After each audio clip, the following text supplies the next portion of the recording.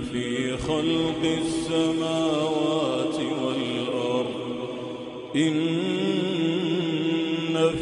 خلق السماوات والأرض واختلاف الليل والنهار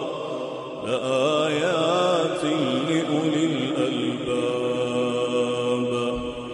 الذين يذكرون الله قياما